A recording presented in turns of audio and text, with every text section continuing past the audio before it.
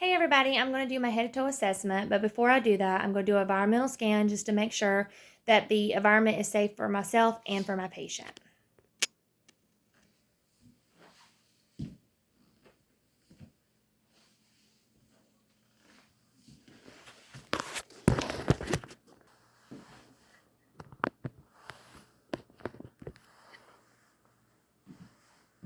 Okay, so then I would gather all my supplies and make sure I have everything I need for my vitals and for my head to toe assessment.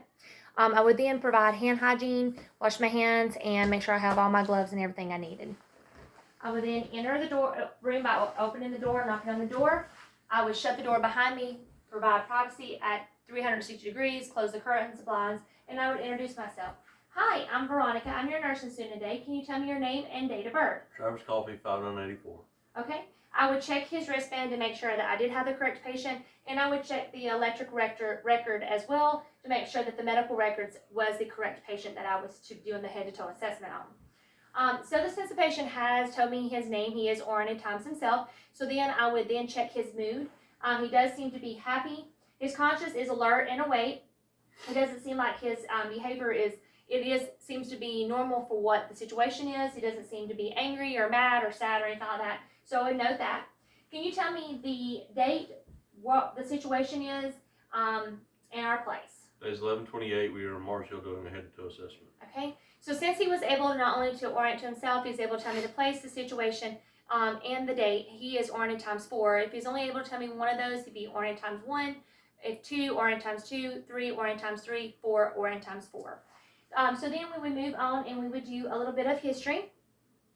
Is there any type of heart history or lung history or any type of history that we need to be made aware of about you? No. Is there a reason why we cannot take your blood pressure in either arm? No. You want to make sure that you would verify whether or not you can take a blood pressure in an arm or not.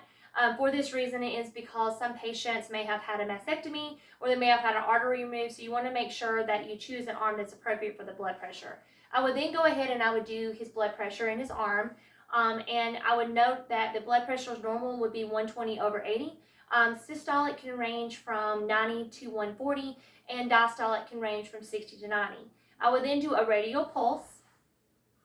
Here I would feel for either one of two ways, either 30 seconds and times it by 2, or I would do it for a full minute, and it would need to range from 60 to 100, 60 being below 60 being bradycardia, above 100 would be tachycardia. I would then move on to respirations. I would check to see his breathing, making sure that his chest is rising and closing evenly, making sure he's not having any difficult breathing, not using any accessory muscles. Respirations normals is 12 to 20. I then could do a pulse ox to check his oxygen level. I would want to make sure that his oxygen level is between 95 and 100. I would check his temperature. A normal range for temperature can range from a 96.7 to 100.5, with the average being 98.6. But anything above 100 would be concerning, and you would want to watch it more closely and possibly do some type of treatment, whether that be pain medication or some type of cooling method. We would then do a pain assessment. So on a scale from 0 to 10, 0 being no pain at all and 10 being the worst pain, what would you rate your scale? 0. If he has said anything besides 0, I would then find out what the location was. Where is the pain coming from? When did the pain start? What makes the pain worse? What makes the pain better? I would find out where the location is. Is it radiating? Is it generalized into one area? And then I would try to find some way of relieving that pain, whether that be with some type of medication or some pharmacological medication, not that's medication, such as a heating pad or an ice pack or possibly repositioning. So I would use a colder method. Once I have done that and I have completed my vitals, I would then move on and I would start my head to toe assessment. I would start with the head. I'm going to look at his head completely. I'm checking for any lacerations, any type of bruising, any types of lumps or tumors. I'm going to look for any type of moles, any type of indentations such as lice or any type of dandruff. I'm looking for excessive hair loss or excessive hair gain. In his situation, he does have some hair loss, so I would note that he does have some hair loss. I would feel for any type of lumps or any type of tenderness in which he does not have, so we would note that. We would then move on down, and as we're going from head to toe, I would evaluate any type of wounds or drains the patient has. I would look at any type of IVs the patient has to make sure that they are appropriate and there's no type of infections and that they are working appropriately. I would look at the Braden scale, normal, anything between 18 and 23. Anything below 18 would be a higher risk of pressure ulcers. So I would look at his skin from his head to his toes. I'm looking for the color. I'm looking for the moisture. I'm looking for any type of edema. And I'm looking for any type of lacerations or cuts or sores or bruising. So again, and the temperature. I'd also would check for temperature as well. So then as I move on down, I would start with the eyes. I'm going to evaluate the eyes. I'm going to look at the outside of the eyes first. I'm looking to make sure they are symmetrical, that there is no fluid or any type of drainage coming from the eyes. There's no discoloration. I'm making sure that all his eyelashes and eyebrows are intact. If you can close your eyes and raise your eyebrows, open your eyes and raise your eyebrows. If you'll squeeze your temples, I'm going to feel here for that. I'm going to look, I've looked at the external. I'm going to look, next I'm going to look at the Perla method, which is making sure the pupils are equal, reactive, round, and accommodating to light. So I'm going to look here at both. I'm looking to make sure, and as I'm doing this, I'm looking at both pupils to make sure that they are accommodating to each other, but they also are reacting to the light. His pupil gauge would be about a 2. When I would do this, I would also make sure that all the lights would be dim. There would not be no bright lights on because you want to be as accurate as you possibly can. I would then move on and I would check for 3, 4, and 6 cranial nerves. So if you will follow the pen, you can do this in one of 2 ways. You can do this with the H method or you can do this with the star method. I'm going to use the H method. So if you will look straight ahead, follow your pen, follow the pen with just your eyes. Try not to move your head, okay? So here I'm looking to see if his eyes are only following the pen and that both eyes are following the pen equally. And that he is not moving his head at all, which he did not, which means that they are intact and they are working. I would then move down to his nose. So I'm going to look on the outside. I'm inspecting the nose. I'm going to palpate the nose, make sure there's no tenderness for the cheeks or anything like that. Everything looks good there. I'm going to exclude his nares to make sure that he can breathe out each nose. There. I'm going to look inside of his nose. I'm going to check the mucosa. I'm going to check to see if it's any bloody mucosas or excessive mucosas coming down the nose or anything lodged. Everything looks nose there. Both nares look equally and open, which means he should be able to breathe, correctly out of each nostril. Then I'm going to move down. If you will do a couple things for me. If you can puff out your cheeks for me and show me your teeth. Okay. And then I want you to tighten your cheek.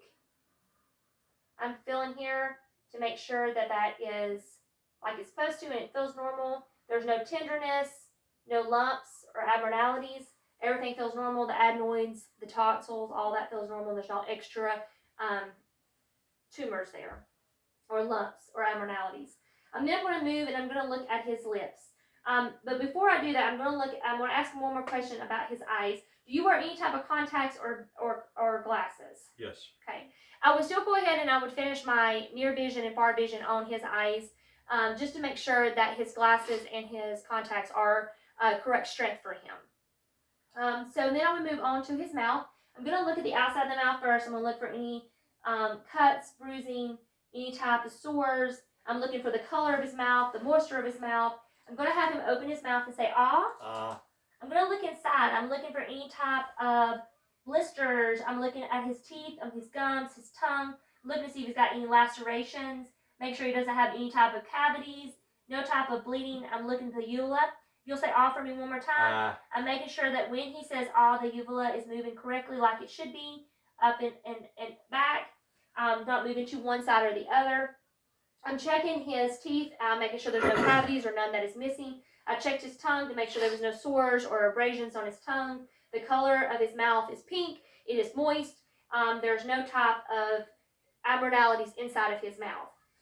If you also stick your tongue out and move it from side to side for me. Okay. He was able to move it from side to side, moving his tongue out. And then I would also do the gag reflex here, which I would stick the tongue depressor in to make sure that he was able to do the gag as well. Now that I have checked his mouth and I have checked his eyes and his nose, I'm going to move on to his ears. Do you wear any type of hearing aids? No. Okay.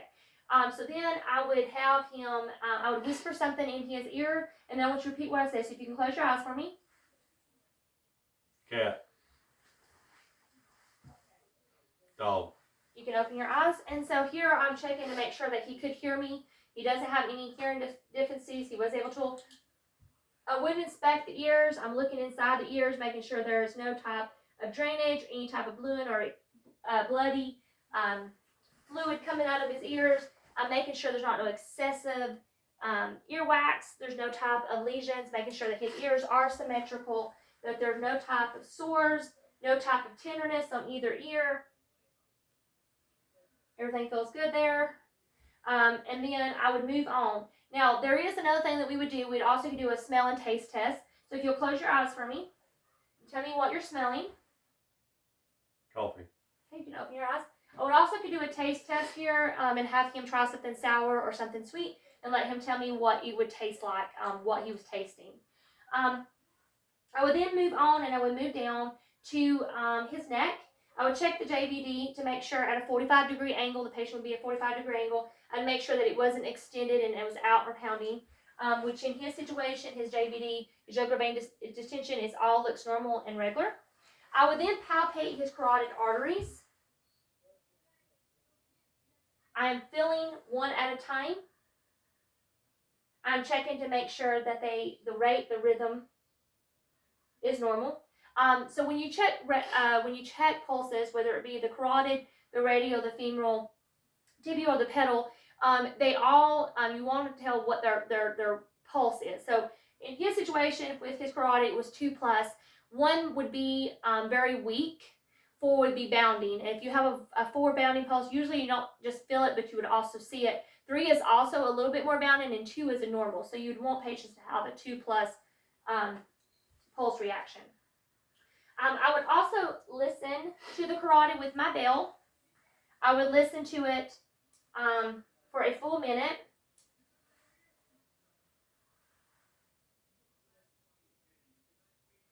I should hear an S1 and an S2 sound here. And then I'm going to move on down. And can you shrug your shoulders for me? Good deal. And if you'll close your eyes and push against my hand. Push against my hand. Good deal. You open your eyes. So here I'm checking to make sure that his cranial nerves and his spinal is working. I'm going to move on down now into his chest. I'm going to inspect. I'm looking for the diameter of the chest. I'm making sure that it is accurate for the gender. I'm looking for the age, and I'm also looking for the build, the type that he is. I'm looking to make sure that as he breathes, that his breathing is normal and that both sides of the chest rises equally. I'm making sure that he's not using any accessory muscles as he's breathing and he's not having any difficult breathing or look like he's in distress. Everything looks normal there. I would then listen with both my diaphragm and my bell to all the locations. I would have the patient take a deep breath as I'm listening.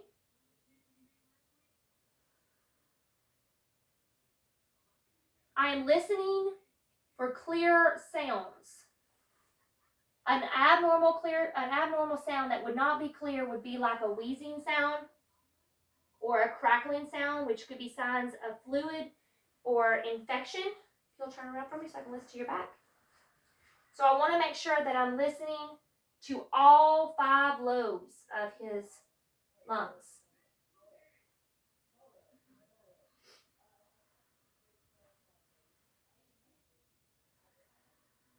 And again, I'm listening to make sure that there's no crackling, no wheezing, any type of sounds that could be possibly fluid or infection in the lungs.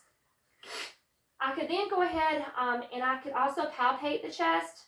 Usually you oscillate last, but you would also want to palpate. You want to feel for any lumps or any tenderness to the patient. You would also want to percuss. Here you're going to listen for the sound. If it's over the heart, it's going to have a hard, dull sound. If it's over the lungs, it's going to have more of a hollow sound, very shallow sound. After I have listened to the lungs and inspected the lungs, palpated and percussed the lungs, I'm then going to move on to the heart. I'm going to listen to the heart in all 5 places, starting with the aortic. I'm going to listen with both the bell and the diaphragm. I'm going to listen for a minute. So I start with the aortic. S2 is louder than S1, and it is in the second costal space.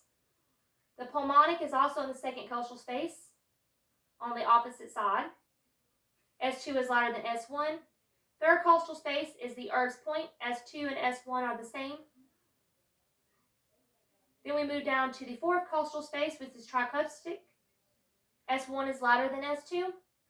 And then we listen to the mitral, which means S1 is louder than S2. And this is also where you can get the apical pulse.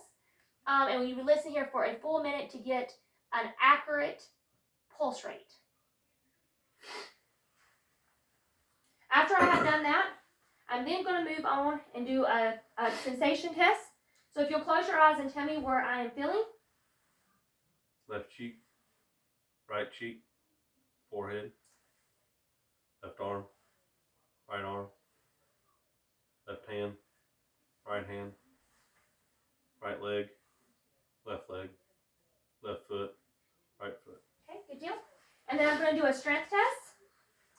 You'll squeeze my fingers. Here I'm feeling to see if his strength in both his left and right arm is the same. I'm going to do the same thing with his feet. I want you to press down on the gas pedals. Okay, and press up. Good deal. I'm going to go ahead and I'm going to check his capillary refill. I'm going to check it in all 10 fingers. I want it to be 2 to 3 seconds. I would also check it in his toes. All 10 toes. And if for some reason, if I could not check it, I could check around the toes and see if it was within 2 seconds of refilling. This is to check the blood flow going to the lower extremities and to the upper extremities. And then I'm going to check his pulses. I've already checked his carotid pulses, so I'm going to go ahead and do his other pulses. So we're going to start with the radial pulse. Here I'm checking for the rate, the rhythm, and whether or not it's symmetrical. Here again, it's 2+, which is normal. And then I'm going to feel the tibial pulses. And then the pedal pulses. Again, rate, rhythm, and whether or not it's symmetric. We'd also feel the febrile pulses, which are on the inside of your legs right here. You would feel right there for those. Again, for rate, rhythm, and symmetrical. Okay? You want them to be 2+. Again, if it's 1, that means it's very weak. If it's 4, it means it's bounding. More than likely, you're going to see it. If it's 3, it's bounding as well. We're then going to move on to his stomach, and we're going to do assessment on his stomach. So what we would do first is we would inspect the stomach just like we did for the chest. We're going to inspect to make sure that there's no bruising, discoloration, any type of lacerations, or any type of cuts or anything like that.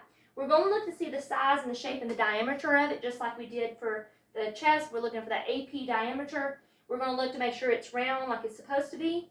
It is, so there's no type of possible hernias or bulging out. There's no abnormality shape there. Once we have looked at it, before we palpate, we are going to listen to all 4 quadrants. Just like with the lungs, we listen to all 5 lobes. In the lungs, we are going to listen to all 4 quadrants in the stomach with the diaphragm, and you can also, you usually use a diaphragm for your stomach.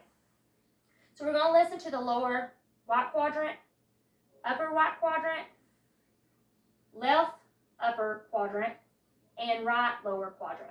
Here we are going to listen for a full minute in each quadrant, listening for sounds 5 to 30. Anything that was less than that, and we did not hear that, we would listen for a full 2 minutes in each quadrant, just so that we could hear those sounds. After we have listened to that, and we have completed the head to toe assessment, that was including the head, the neck, the shoulders, we still have to do a range of motion. So if you will stand up for me, please. We're going to start with the range of motion of his arms. So if you'll raise your arms above your head. and out by your sides, and down below, out straight in front of you, arms up, wrists up, bend your elbows, and wrist down. Okay, we're going to do a little bit of lower extremity range of motion as well. So if you'll put your right leg out, and left leg out, and right leg up, and left leg up, and if you'll roll your ankle, and roll your other ankle. Here I'm testing the hip, the knee, and the foot. And in the shoulders, or in the upper extremities, I'm testing the shoulder, the elbow, and the wrist. Thank you. So now I have done some range of motion with the patient. I have checked the patient's capillaries, checking to make sure they are within 2 to 3 seconds of their feel. We're going to do a little bit of sensation test, so if you'll close your eyes for me. I'm going to touch different parts of your body, and I want you to tell me if you feel it or not, okay? And where I'm touching. Left cheek, right cheek, forehead, left arm, left hand, right leg, right foot, left foot. Thank you. Good. And so now I have tested his sensations. He has done his range of motion. His capillary refills are there both in his hands and his feet. We have tested his strength in both his upper extremities and his lower extremities. We have tested his cranial nerves. We have done his lungs, his heart, and his stomach, and we have completed our head to toe assessment.